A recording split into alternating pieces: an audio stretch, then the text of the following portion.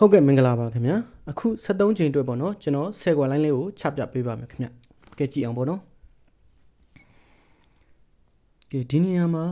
16ခွင်နေဗျဟုတ်ပြီနော်ကျွန်တော်ကခွာပေါင်းချင်းပဲယူမယ်ပေါ့နော်တစ်ထိပ်ခွန်ပိတ်ခွာပေါင်းချင်းဒီ8တဗျတစ်ထိပ်ခွန်ပိတ်ဆိုတော့အဲ့ဒီ8မို့နောက်ထပ်သူ့ရဲ့ဘေးမှာ8နှစ်ချက်ဆက်ကစားတယ်ဟောဒီ8ကဲ9ရဲ့တစ်ပိတ်ကဲ8တဗျဟုတ်ပြီနော်8 9တက်က8အဲ့ဒီ8ပို့ဟောဒီ3ပိတ်နဲ့8နှလုံး9ပေါ့နော်ဒီမှာ8နှလုံး9 335လည်း8တပြဟုတ်ပြီနော်အဲခွာ8ကြောင့်ကဲခွာ8ကအပေါ်ဆောင်မှာဒီမှာခွာပေါင်းချင်း3နေဗျ3ညထိပ်3ပိတ်ဆိုခွာပေါင်းချင်း3ပေါ့နော်အဲခွာ3မို့တဲ့နောက်ထပ်3နှစ်ချစ်ဆက်ကစားတယ်ဟောဒီ9ရယ်3ရယ်အောက်တစ်ဘွဲက1ပိတ်ကပေါ့နော်9 3တက်က3နေဗျအဲ့ဒီ3မို့ဟောဒီ9ပိတ်နဲ့8နှလုံး1ခွင်ပေါ့နော်9 1ခွင်လည်း3နေဗျဟုတ်ပြီနော်ဒါဒုတိယဖြစ်စဉ်ကဲအဲခွာ3ရဲ့အပေါ်ဆောင်မှာဒီမှာခွာ9လည်းလာပြီနော်ခွာ9မို့ကျွန်တော်တို့က9နှစ်ချက်ဆက်ကစားမယ်ပေါ့နော်အဲဆိုတော့ဒီမှာရှင်းနှလုံးက6လို့ရှိနေ3ပိတ်ပေါ့မှာ3ပေါ့နော်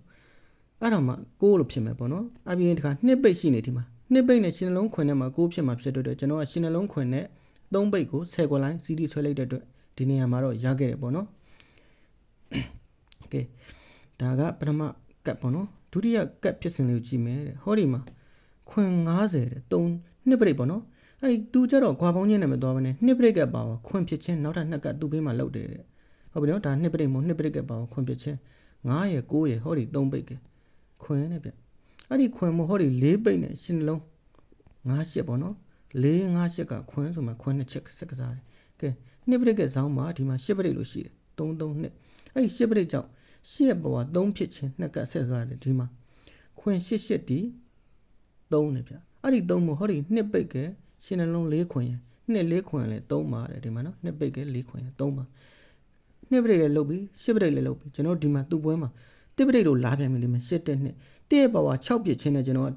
ကစားခဲ့တာပဲတူပင်းမှာသို့တော်လည်းသူကတစ်ရဲ့နှစ်ခတ်နဲ့လှည့်ပေးသွားတော့ကျွန်တော်မရတော့ဘူးဗျာကြည့်လေ6 3ည2ဆိုတော့8တဗျာအဲ့ဒီ8မဟုတ်ဒီ6ပိတ်နဲ့ဒီမှာရှင်းနှလုံး2နော်6 3လုံးဒီ8ဆိုပြီးလုတ်သွားတာတစ်ရဲ့နှစ်ခတ်ကိုလို့ပြောင်းသွားတာပေါ့နော်ပါဝါပေးခဲ့ရင်တော့ပေါက်မှာပေါ့ကဲနောက်ထပ်ဒီ646မှာကျွန်တော်ရခဲ့တယ်ပေါ့နော်ကဲအဲ့646ဖြစ်စဉ်လေးကိုကြည့်မယ်ဟောဒီဘွေမောက်ရှိတယ်ဗျဟောဒီ8ခါရယ်4ထိပ်က8ပိတ်ကဟောဒီ8 4 8ဒီတဲ့3ညတယ်အဲ့ဒီ3ညမဟုတ်ဟောဒီ4ထိပ်8ပိတ်ကနောက်ထပ်8ထိပ်တစ်လုံးရယ်ပေါ့နော်4 8 4ပေါ့နော် sorry 4 8 8ဒီ3ညတယ်ဗျအဲ့ဒီ3ညမဟုတ်ဟောဒီခွန်ခါရယ်နောက်နှလုံး3ရယ်3ညဆိုပြီး3ည3ချက်ကစားသွားတယ်ပထမဖြစ်ကတ်တယ်ကဲဒုတိယဟောဒီမှာဘွေမောက်ရှိက6 3လုံးပေါ့နော်6ထိပ်6ခါ6ပိတ်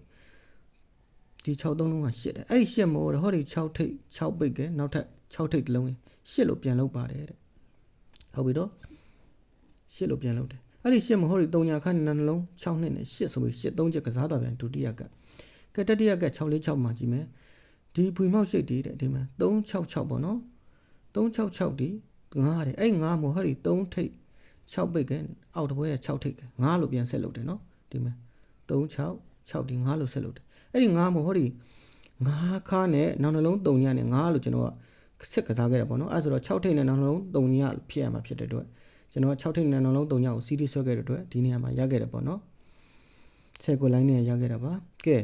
ဟောဒီ366ဒီ9မို့36နောက်6ထိပ်တစ်လုံးရယ်9အဲ့ဒီ9မို့ဒီမှာ9ခါရယ်နောက်ပေါင်း3ညပေါ့နော်9 4 6 9ဆိုပြီး9 3ချက်ကစားတော့ကျွန်တော်ဒီနေရာမှာရခဲ့တယ်ဒီစနစ်တွေကျွန်တော်ဘာကြောင့်ရှင်းပြနေရဆိုလို့ရှိရင်ပေါ့နော်အခု73ချိန်မှာဒီစနစ်နဲ့တူပုံစံတူလောက်မှာဖြစ်တဲ့အတွက်ဒါလေးကိုကြိုတင်ရှင်းပြခြင်းဖြစ်တယ်ပေါ့နော်ကဲဒီနေရာမှာကြည့်မယ်ဒီနေရာမှာ6ခါရတယ်ဗျဟုတ်ပြီနော်ဒီမှာလဲ6ခါပဲဒီမှာလဲ6ခါပဲနော်အဲ့6ခါ3ချက်လာတဲ့အကြောင်းရင်းကိုကျွန်တော်တနစ်စာအားပေးထားတဲ့မိတ်ဆွေတီးတန့်ကိုပဲကျွန်တော်ဒီ6ခါ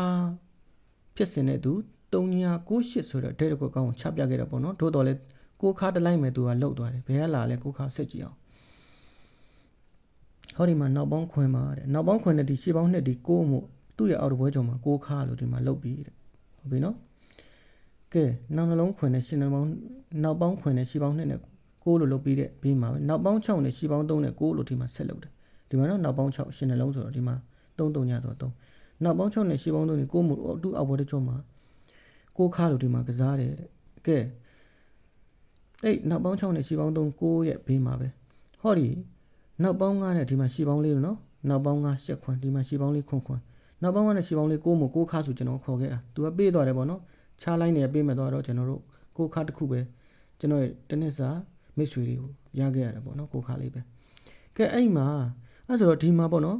နောက်ပေါင်း9နဲ့ရှီပေါင်း2 9တစ်လုံးလောက်တယ်ဒီမှာ6ခါတစ်လုံးလောက်တယ်အဲ့9နှလုံးဒီ10ပါပဲယူဆလို့ရရနော်ဒီနောက်ပေါင်း6နဲ့ရှီပေါင်း3ဒီ6တစ်လုံးလောက်တယ်နောက်ထပ်6ခါတစ်လုံးလောက်တယ်ဒီမှာလဲ9နှလုံးဆိုတော့10ပါပဲ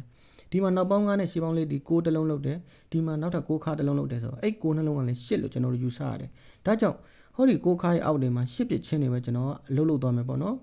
ကဲအဲ့နေရာမှာ6ခါရဲ့ဒီဇောင်းမှာဒီမှာခွန်ပရိတ်လို့ရှိတယ်ခွန်ပရိတ်ကကတ်ရမှာကြာမယ်ပေါ့နော်ဟောဒီ6ခါရဲ့ဒုတိယ6ခါရဲ့ဇောင်းမှာကျတော့10ပရိတ်ရှိတယ်10ပရိတ်ကဒီဘေးမှာရွှေ့ခဏဖမ်းမယ်ပေါ့နော်ဒီမှာတတိယ6ခါရဲ့ဇောင်းမှာ9ပရိတ်လို့ရှိတယ်6ခါရဲ့ဒီဘေးမှာကျွန်တော်ဖမ်းပြပါမယ်ကဲ10ပြစ်ချင်းဖမ်းပါနော်ကဲကြည့်အောင်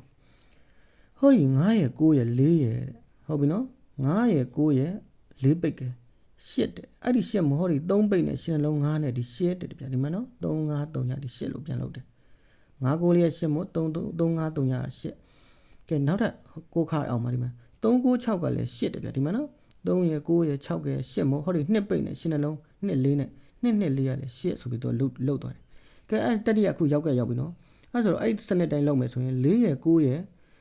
ကျွန်တော်9ပိတ်ကဲမှကျွန်တော်တို့8လို့ဖြစ်မယ်ပေါ့နော်အဲ့ဆိုတော့9ပိတ်4 9 5မှာကျွန်တော်တို့8လို့ဖြစ်မယ်ဒီကြံခဲ့တဲ့9ပိတ်နဲ့ရှင်းနှလုံး3နဲ့မှာ8လို့နောက်ထပ်8တလုံးခေါ်မှာဖြစ်တဲ့အတွက်ရှေ့ပေါင်း3နဲ့ဒီမှာနော်ရှေ့ပေါင်း3နဲ့9ပိတ်နဲ့ပေါင်းမှာ8လို့ဖြစ်မှာဖြစ်တဲ့အတွက်ရှေ့ပေါင်း3နဲ့9ပိတ်ဆိုတဲ့10ခွက်လိုင်းလေးကိုရတယ်ပေါ့နော်ဟောဒီ10ခွက်လိုင်းပေါ့နော်ရှေ့ပေါင်း3 9ပိတ်နဲ့ဟောဒီ10ခွက်လိုင်းကိုရပါတယ်ခင်ဗျကဲစိတ်ဝင်စားတဲ့မိတ်ဆွေများဟောဒီ